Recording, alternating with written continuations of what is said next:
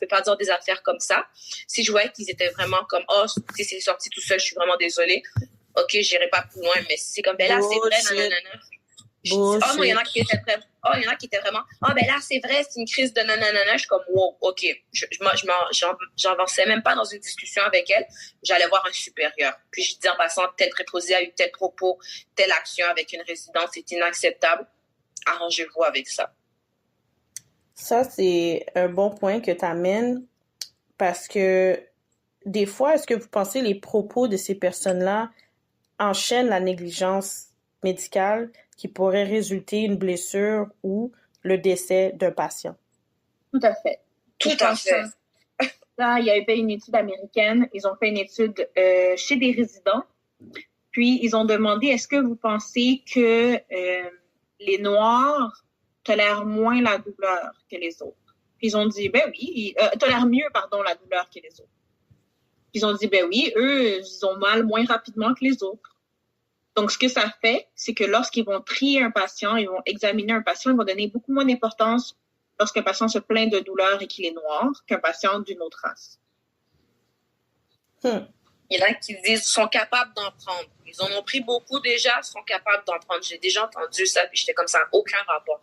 Ben, tu sais, moi, j'ai eu une opération. Puis durant l'opération, vous êtes infirmière, vous devez savoir, elle a gelé ma main, dans le fond. Elle a ouvert ma plaie après, tu sais, comme elle a inséré la seringue tellement de manière profonde qui est normale, mais j'avais une douleur qui persistait que j'ai crié ma vie, tu comprends? Je suis humaine, je suis pas un robot, puis la madame, elle a crié sur moi. Elle a fait comme, arrête de crier! Comme, elle dit, la ferme, là! Là, je suis comme, oh. Mais moi, je pouvais pas, j'ai dit oh dans ma tête, parce qu'elle continuait à insérer la seringue, tu comprends? Puis l'infirmière qui est à côté de moi, elle a fait, OK, c'est correct, calme-toi. Elle m'a dit, respire. Puis elle était super gentille, l'infirmière qui est à côté de moi, parce qu'elle voyait que je souffrais.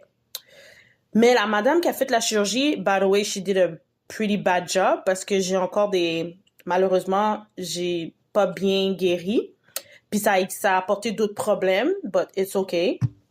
Mais c'est pour dire que oui, je réfléchis actuellement de déposer une plainte formelle là-dessus parce que la dernière fois que je l'ai rencontré, j'ai demandé mon formulaire de plainte puis je pense que quelqu'un lui a dit que j'ai demandé un formulaire de plainte puis elle est venue super gentille avec moi. Oh non, do it. Puis j'ai dit c'est assez là parce que mon problème a été tourné en rond and she don't want to admit that she fuck up. Tu comprends? Parce que j'ai dit, si je regarde tout le monde qui a eu la même opération que moi, ils sont pas fuckés comme moi.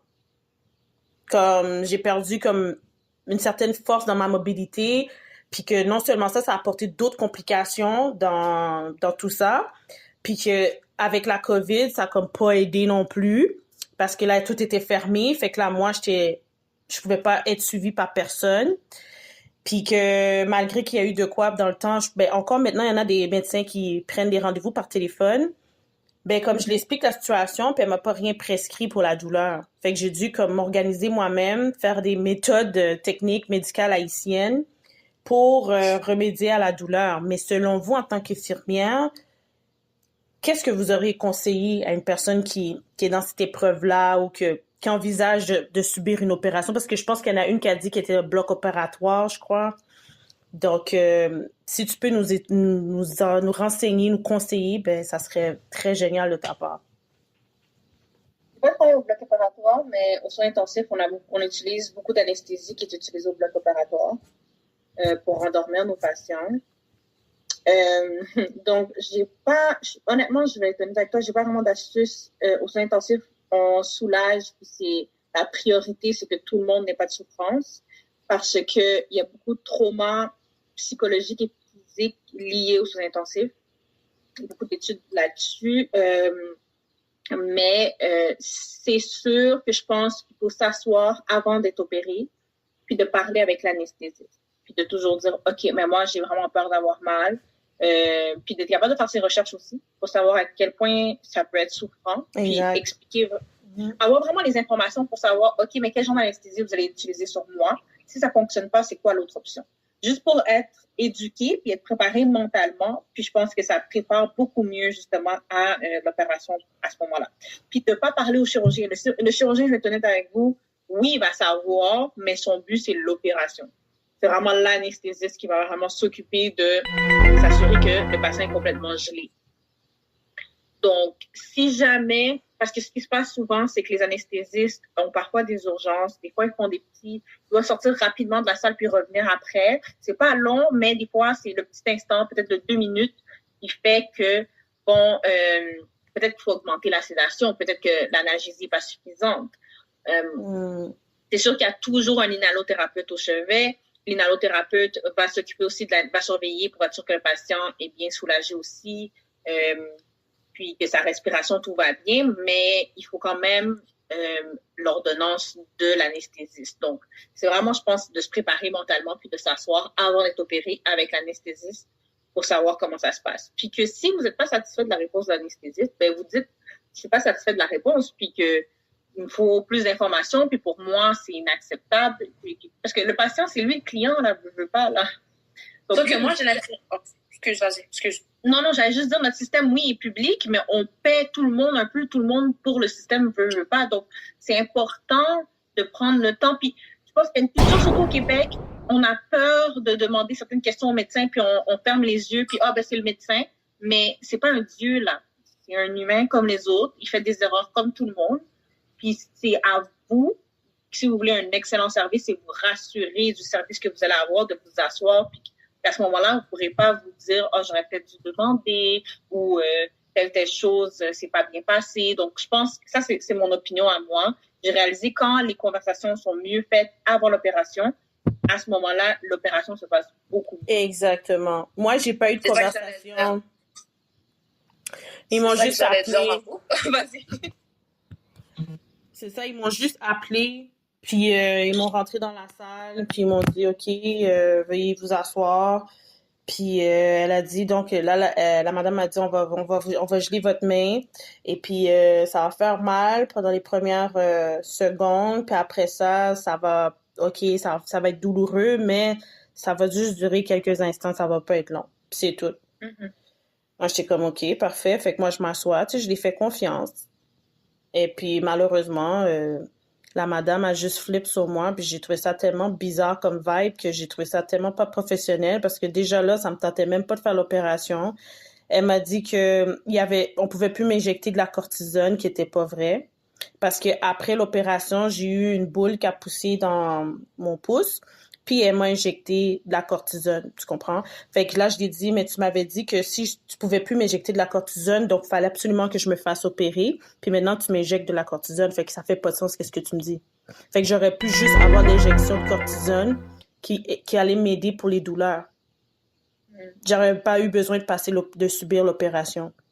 Puis elle était comme ben c'est parce que ça c'est une exception. J'ai carrément dit exception, ça c'est qu'est-ce que vous dites souvent. Moi je suis pas un cobaye du système de la santé. Je comprends un peu qu'est-ce qui se passe derrière les murs. C'est toute une administration, mais que les exceptions comme vous dites, c'est quelque chose que vous aurez dû discuter avec moi avant l'opération. Pas après. Mais comme j'étais vraiment tight avec elle dans la dernière fois que je l'ai rencontrée, que je pense même plus que je vais la revoir. Je veux plus rien savoir. She did a lot of mistakes. Puis ça, c'est... Vas-y, Cass. Non, on veut pas, c'est ce qui se passe souvent, c'est que puis Jill l'a mentionné tantôt, c'est que les gens ont peur de speak up. Que veut pas, c'est ta santé, c'est toi qui sais comment ton corps fonctionne, c'est toi qui connais comment dirais-je, tu connais ton seuil de douleur, c'est toi qui connais comment ton corps réagit. Dans le fond, la plupart des professionnels de la santé vont aller sur une base générale. Tout le monde est comme ça. Sauf que c'est pas vraiment vrai. Chaque personne réagit différemment à un soin. Chaque être humain a sa propre expérience, comment il deal avec les soins. Donc, comme Jay a dit tantôt, c'est vraiment important que quand tu vas avoir une opération, quand tu vas dans un soin, c'est de dire toutes tes peurs au complet, de dire toutes tes inquiétudes au complet. Puis si tu as eu des expériences dans le passé, c'est de les mentionner. Moi, telle affaire, il y a telles années, j'ai eu un bloc pour l'anesthésie. Ça n'a pas fonctionné. J'ai quand même ressenti de la douleur. Comme ça, les médecins savent de où partir avec toi et quel chemin prendre. Sauf que si les personnes ne speak up pas puis ils disent pas voici ce qui m'arrive, voici ce qui se passe, eux ils vont aller abaisser, voici ce qui se passe dans la théorie puis ils vont l'appliquer. Puis c'est pas tout le monde qui va réagir le conseil que moi je dirais aux gens qui vont se faire une opération, c'est de poser toutes les questions, de faire ses recherches. Le moindrement qu'ils avaient un doute, c'est de le mentionner. Sinon, le médecin, il va faire ce qu'il a à faire puis il a fini avec toi. C'est bon à savoir, ça. Puis c'est ce qui arrive souvent quand les gens viennent au CLSC. Ils disent, ils me posent des questions, puis je suis comme, OK, mais pourquoi vous n'avez pas demandé au médecin? C'est rendu au CLSC où est-ce qu'on n'a plus de médecin, c'est juste des infirmières qui sont là. Puis ils posent des questions qui sont plus de l'ordre médical. Puis je suis comme, pourquoi vous n'avez pas posé la question à l'hôpital?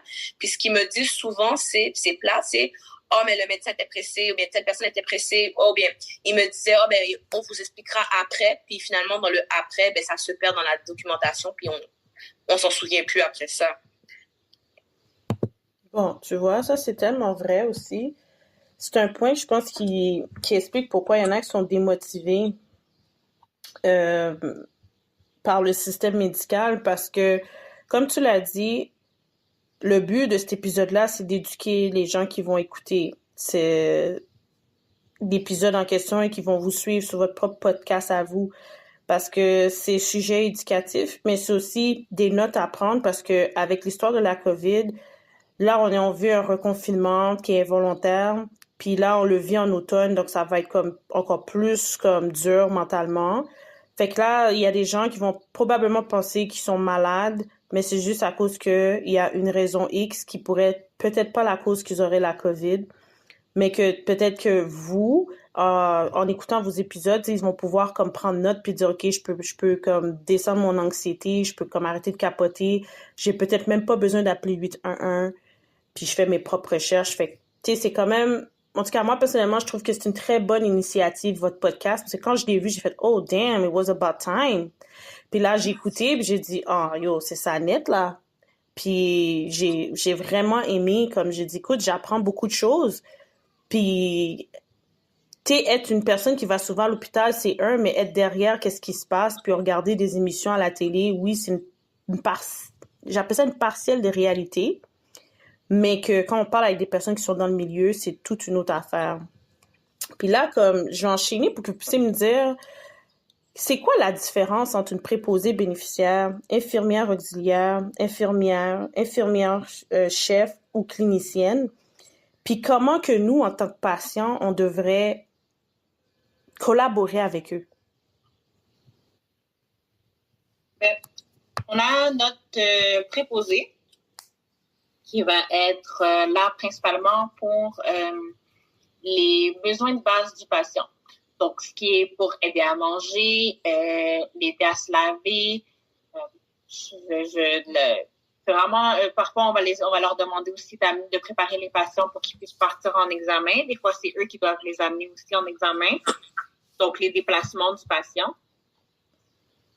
Donc, ça, c'est les tâches prioritaires, mais c'est vraiment l'assistance aux patients directement. Mais ça peut varier aussi d'un département à l'autre. Il peut y avoir certaines choses qui sont un petit peu différentes, mais moi, je parle vraiment de base, là. C'est un peu ce que le préposé fait. C'est le préposé qui va, par exemple, aider le patient à marcher. On va lui dire de s'assurer que le patient reste assis pour s'assurer absolument que le patient reste mobile pour pas qu'il y ait des conséquences après ça, pour pas que les muscles s'atrophient. Donc, c'est vraiment, pour de vrai, honnêtement, les préposés sont vraiment le pivot de notre profession. Parce que sans eux, il y a beaucoup de choses qui fonctionnent pas. Puis quand, justement, il n'y a pas de préposés ou qu'il manque des préposés, on le sent énormément. Donc, ça, c'est vraiment leur tâche à eux. L'infirmière auxiliaire, une tâche quand même assez similaire à l'infirmière. C'est pour ça qu'on l'appelle infirmière. La seule grosse différence, c'est entre l'infirmière et l'infirmière auxiliaire, c'est vraiment au niveau de l'évaluation. Donc, une infirmière va être capable de faire une évaluation complète, avoir un jugement clinique et critique, puis pouvoir avoir un peu une petite idée globale de qu'est-ce qui se passe chez le patient au niveau des systèmes, des organes. À pouvoir faire le lien entre les résultats de laboratoire, les examens qui doivent être passés, les symptômes du patient, puis les médicaments qui ont été donnés. Donc, c'est vraiment un tableau que l'infirmière rassemble toutes les données du patient, est capable de faire un tableau. qui est capable de aussi justement faire une évaluation adéquate et précise pour pouvoir le donner au médecin. Puis